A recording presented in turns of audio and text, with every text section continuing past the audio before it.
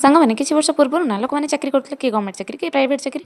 ହେଲେ ତାଙ୍କ ଚାକିରିରେ କ'ଣ ଥିଲା କହିଲ, ସକାଳୁ ଅଫିସ୍ ଯିବେ 9ଟା 10ଟାରେ, 4ଟା 5ଟାରେ ଅଫିସ୍ରୁ ଆସିବେ। ଗଭର୍ଣ୍ଣମେଣ୍ଟ ଚାକିରି ହେଲା। ଆଉ ପ୍ରାଇଭେଟ୍ ଚାକିରି ଯେଉଁମାନେ ଥିଲେ ସେମାନଙ୍କର ସିଫ୍ଟ ଡ୍ୟୁଟି ଥାଏ, କିଏ ସକାଳେ ଗଲା, କିଏ ରାତିରେ ଗଲା, କିଏ ଖରାବେଳେ ଗଲା। ସେମାନେ ତାଙ୍କ ହିସାବରେ ଯିବେ, ତାଙ୍କର 6 ଘଣ୍ଟା କି 8 ଘଣ୍ଟା ଡ୍ୟୁଟି ସାରି ସେମାନେ ଫେରି ଆସିବେ।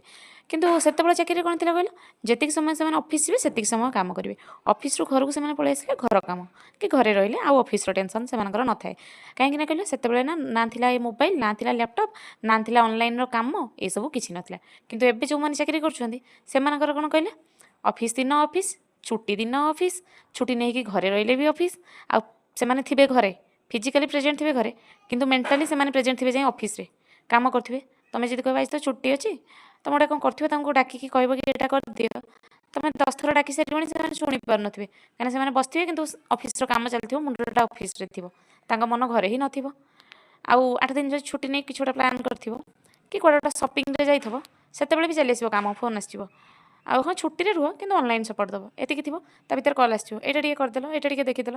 ମୋବାଇଲ୍ ଲ୍ୟାପଟପ୍ ଧରି ବସିଥିବେ, ତୁମେ ଯାଇଥିବ ସପିଂରେ କିଣାକିଣି କରିବାକୁ ଡାକୁଥିବ, ତୁମେ ଦେଖିଦିଅ, ଯାହା କିଣିବା କଥା କିଣିଦିଅ, ତୁମ ପସନ୍ଦରେ ନେଇ ଆସ, ମୁଁ ଟିକେ କାମ କରୁଛି, ମୁଁ ଟିକେ ବ୍ୟସ୍ତ ଅଛି। ତ ସେ ଛୁଟିରେ କ'ଣ ମୂଲ୍ୟ? ଏଇ ଯେଉଁ ଅନଲାଇନ୍ ହେଇକି ନା ଲୋକଙ୍କ ଛୁଟି ବି ମିଳୁନି। ସେ ଛୁଟି